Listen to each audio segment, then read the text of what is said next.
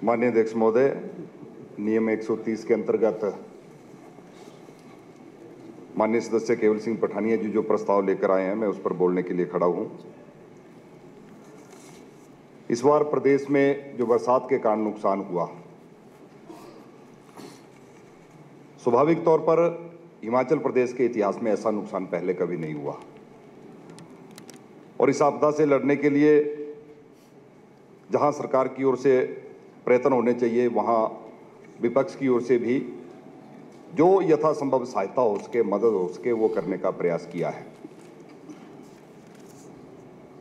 माननीय मुख्यमंत्री जी ने रिलीफ मैनुअल में परिवर्तन किया, उसके लिए हम धन्यवाद करना चाहते हैं, लेकिन वो धरातल पर उतरे, इसको लेकर सरकार को चिंता करनी होगी।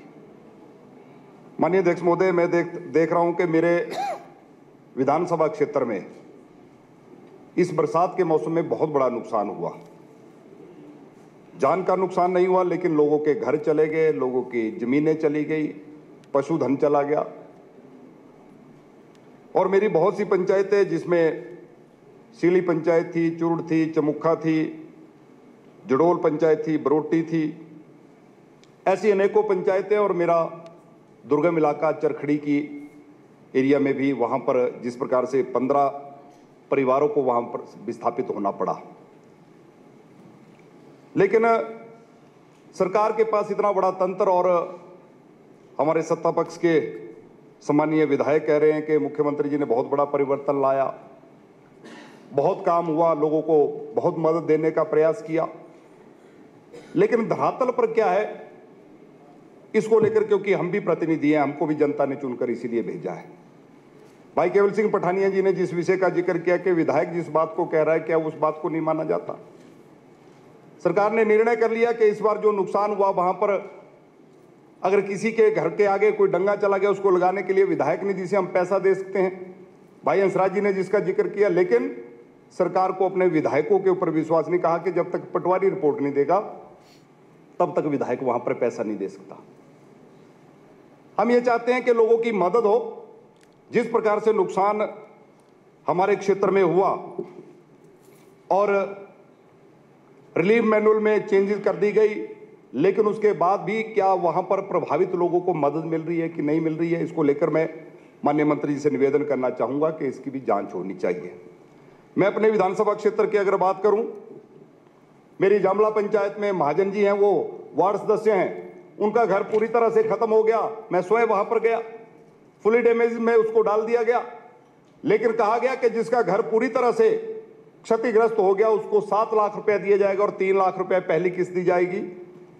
मात्र 10,000 रुपये उस व्यक्ति को दिया गया, कारण कि वो भारतीय जनता पार्टी का है। माननीय अध्यक्ष महोदय, मेरी बायला पंचायत में अप्रसिली एक गांव है, वहां पर एक हंसराज जी, जिनका घर पूरी तरह से चला गया, सारा परिवार महिला मंडल के भवन में रह रहा है, उनको एक पैसा नहीं दिया गया। ये किस प्रकार से आप व्यवस्था परिवर्तन की बात यहां पर कर रहे हैं? सुरेंद्र कुमार, वहीं अप्रसिली का मेरा वहां के स्थायी निवासी, जिनका घर चला गया, उनको एक पैसा नहीं मिला। और उसके साथ माननीय अध्यक्ष महोदय, जिस दिन ये बरसात के कारण नुकसान हुआ, मैं स्वयं हर गांव में, हर पंचायत में मैंने जाने का प्रयास किया। सड़कें बंद थी, लेकिन समय लगना था। एक दिन में मैं सारे क्षेत्र में पहुंच पाता ये संभव नहीं था। मैं अपने विधानसभा क्षेत्र की चमुखा पंचायत, जहां पर नेशनल हाईवे 4 लेन के साथ हमारा एक गांव, हराबाग के साथ मधान गांव, वहां पर बहुत बड़ा नुकसान हो गया। जब मैं दूसरे दिन वहां पहुंचा गया, तो मुझे वहां के लोगों ने बताया कि यहां पर ना रेवेन्यू विभाग का कोई कर्मचारी, ना अधिकारी हमकी पूछ लेने के लिए, सूद लेने के लिए नहीं आया। मैंने वहीं से डिप्टी कमिश्नर को फोन किया, उसके बाद एसडीएम, तहसीलदार, पटवारी, सारी टीम आई और देखा गया एक घर तो ऐसा था कि बीच में घर और दोनों तरफ बादल फटने से उनके रास्ते बंद हो गए। सारी रात वो परिवार वहां पर डर के मारे वहां पर बैठा रहा और जंगल के रास्ते से वो बच्चों को गोद में उठाकर वहां से गए। माननीय अध्यक्ष महोदय, वहां पर निर्णय हुआ, जब वहां पर प्रशासनिक अधिकारी भी आए, सबके सामने निर्णय हुआ कि उनके घर तक जाने के लिए, क्योंकि उनका पशुधन भी वहीं साथ में था, जिसको वहां से निकाल पाना संभव नहीं था, कहा गया कि कुछ सीढ़ियां लगाकर वहां पर टेम्परेरी व्यवस्था कर दी जाए, ताकि उस घर तक उस पशुओं की सेवा के लिए उनको चारा ले जाने की कोई व्यवस्था हो। आज 4 महीने का समय बीत गया, एसडीएम से लेकर तहसीलदार से लेकर पटवारी तक सारे लोग वहां पर आए, लेकिन आज भी उस परिवार को मदद नहीं हुई। रमेश नामक का वो हमारा भाई, जिसके घर के चारों तरफ बादल फटने से इतनी ज्यादा दहशत का माहौल वहां पर था। माननीय अध्यक्ष महोदय, मेरे क्षेत्र में चाहे वो चमुखा पंचायत का गुगान गांव था, चाहे चरखड़ी का वो रेला गांव था, जमीन इस प्रकार से दरकी जैसा कोट रुपए की घटना हुई थी, उसी प्रकार से मेरे क्षेत्र में उन गांव में ऐसी दहशत का माहौल था। चाहे वो अपर सिली की मैंने बात की, लेकिन वहां पर जिन लोगों को घर खाली करवाए गए उनको कहा गया कि आपको गांव में अगर होंगे तो 5,000 रुपए किराया दिया जाएगा और शहर में होंगे तो 10,000 किराया दिया जाएगा। मेरे विधानसभा क्षेत्र में किसी एक व्यक्ति को भी किराया नहीं दिया गया, किसी एक व्यक्ति को भी किराया नहीं दिया गया। माननीय अध्यक्ष महोदय, इस प्रकार से जो स्थिति आज बनी है, और जब हमने पिछले सत्र में भी इस मुद्दे को उठाया, यहां से सरकार की ओर से जवाब आया कि 72 घंटे के अंदर अंदर सारी सड़कें बहाल कर दी गई।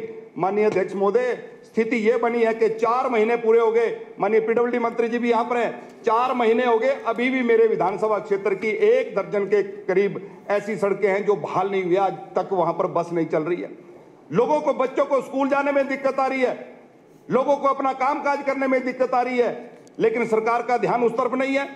मेरे सीढ़ी सलवाना सड़क आज तक बंद पड़ी है, चाहे काडोरा से सलवाना की सड़क, उस सड़क पर अभी भी बस नहीं चली, चाहे काडोरा से तलेली बाया नालग उस पर भी बस नहीं चली, मेरी जड़ोल से बहना सड़क, इस पर भी अभी तक कोई बस नहीं चली है। माननीय अध्यक्ष महोदय, 4 महीने बीत जाने पर भी अभी वो सड़कें बहाल नहीं हुई जहां पर आज सड़कें चलनी चाहिए थी। माननीय अध्यक्ष महोदय, यहां पर जिक्र किया जा रहा है कि सरकार की ओर से, केंद्र की ओर से हमको मदद नहीं हुई, बार बार इस बात का रोना रोया जा रहा है, लेकिन केंद्र ने जो मदद की है उसका जिक्र भाई रणधीर जी ने, कितना कितना पैसा कब कब हमको केंद्र से आया। हमारे को हिमाचल प्रदेश के लिए प्रधानमंत्री आवास योजना में हमको 11,000 घर हमको आए, क्या वो मदद नहीं है? हमको 2600 करोड़ रुपया प्रधानमंत्री ग्राम सड़क योजना के 3य चरण में आया, क्या ये मदद नहीं है? एनडीआरएफ एसडीआरएफ की ग्रांट में हमें लगभग 1200 करोड़ रुपए आया, क्या ये मदद नहीं है? लेकिन हर बात को हम केंद्र के ऊपर डालें तो मुझे लगता है कि ये बात ठीक नहीं है। केंद्र की ओर से जो मदद होनी चाहिए थी वो केंद्र सरकार ने, मोदी जी की सरकार ने मदद की है। हमारे नेता प्रतिपक्ष, पार्टी के अध्यक्ष, पार्टी के राष्ट्रीय अध्यक्ष जो स्वयं हिमाचल प्रदेश से संबंध रखते हैं, आदरणीय जगत प्रकाश नड्डा जी, उन्होंने भी हिमाचल का दौरा करके केंद्र से जो यथासंभव मदद हमको होनी चाहिए थी वो करने का जो है प्रयास किया गया है। माननीय अध्यक्ष महोदय, सबसे ज्यादा नुकसान जो है हिमाचल प्रदेश में, जहां लोगों की जानें चली गई, घर चले गए, उसके साथ रेवेन्यू का, टूरिज्म का, हॉर्टिकल्चर का बहुत बड़ा नुकसान हुआ। हम किस तरफ बढ़ रहे हैं? हमारी ये सरकार किस प्रकार के निर्णय ले रही है? माननीय अध्यक्ष महोदय, जहां विदेशों में वीजा फ्री किया जा रहा है, वहीं हिमाचल प्रदेश में इलीगल टैक्स लगाया जा रहा है। ऑल इंडिया परमिट टैक्सियों के ऊपर, हमारी वोल्वो बसेस के ऊपर टैक्स लगाया जा रहा है। पहले ही इस बरसात के कारण, इस नुकसान के कारण हमारी होटल इंडस्ट्री प्रभावित हुई है, क्योंकि टूरिज्म हमारे प्रदेश का मुख्य व्यवसाय है, लेकिन उसको प्रभावित करने में हिमाचल की सरकार कोई कसर नहीं छोड़ रही है। अब क्रिसमस आ गया, 31 आ गया, हमारे कुल्लू मनाली के 80% होटल खाली पड़े। माननीय अध्यक्ष महोदय, हमारा ध्यान उस तरफ नहीं है, हम उल्टा टैक्सी और वोल्वो बसेस के ऊपर इलीगल टैक्स लगाकर हम टूरिस्ट को रोकना चाह रहे हैं। माननीय अध्यक्ष महोदय, मेरा सरकार से निवेदन रहेगा, मैं सरकार से निवेदन करना चाहता हूं कि ये आपदा जो आई वो किसी को कहकर नहीं आई, किसी की जाति, किसी का धर्म पूछकर नहीं आई, ये आपदा आई, इस प्रदेश में आई। हम सबको मिलकर इससे निपटने के लिए सरकार को भी और हम सब लोग भी मिलकर प्रयास करेंगे, लेकिन सरकार ठीक नियत के साथ काम करे, इस आपदा की स्थिति में राजनीति करने का प्रयास ना करे। जैसा मैंने कहा कि रिलीफ मैनुअल में तो अमेंडमेंट हो गई, लेकिन लोगों को मदद नहीं हो रही है। वहां पर मेरा तेरा किया जा रहा है, 25-25 लाख के तंबू लगाकर, टेंट लगाकर लोगों में को गाड़ियों में ढोकर इंतजार करवाया जा रहा है कि मुख्यमंत्री जी आएंगे तब जाके उनको को थोड़ी सी मदद करेंगे। लेकिन जो मदद की बात कही गई है कि 7 लाख रुपया जिसका पूरा घर चला गया उसको दिया जाएगा, लेकिन मैं पूछना चाहता हूं जिसके पास वो जमीन ही उतनी थी जिस पर घर बना हुआ था, उनका क्या होगा? अभी सर्दी का मौसम आ गया, वो परिवार कहां जाएंगे? उनको 3 बिस्वा जमीन देने की बात कही गई थी। मेरे विधानसभा क्षेत्र में नहीं, मैं कहूंगा कि पूरे प्रदेश में किसी परिवार को अभी तक जमीन नहीं दी गई। उन परिवारों का क्या होगा जिनके पास 3 बिस्वा 4 बिस्वा जमीन थी, जिनका घर उसी जमीन के ऊपर बना हुआ था। आज जैसा मैंने जिक्र किया माननीय अध्यक्ष महोदय, मेरे विधानसभा क्षेत्र के इलाका चरखड़ी के वो 15 परिवार, उनकी वो सारी जमीन इस प्रकार से दर गई है, वहां पर दोबारा वो घर नहीं बना सकते। लेकिन उनको जमीन कहां देंगे, अभी तक ये फैसला नहीं हुआ। उनको किराया नहीं मिल रहा है, वो लोगों के घरों में दर दर ठोकरे खाकर अपने परिवार को के लिए आशियाना ढूंढ रहे हैं। लेकिन सरकार मात्र मीडिया में सुर्खियां बटोरने के लिए सारा काम कर रही है।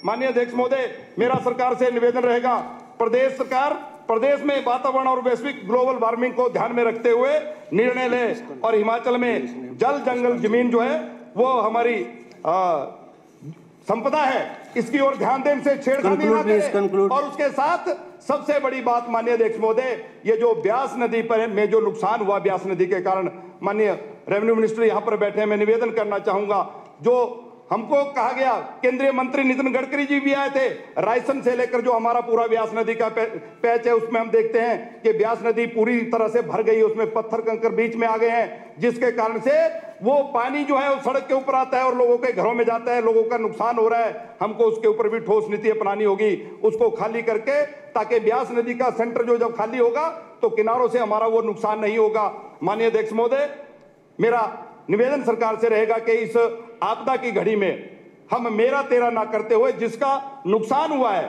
वो किसी जाति से हो, किसी समुदाय से हो, किसी दल से हो, जिसका नुकसान हो गया उसकी मदद करने का प्रयास सरकार की ओर से हो। माननीय अध्यक्ष महोदय, आपने मुझे बोलने का समय दिया, आपका बहुत बहुत धन्यवाद।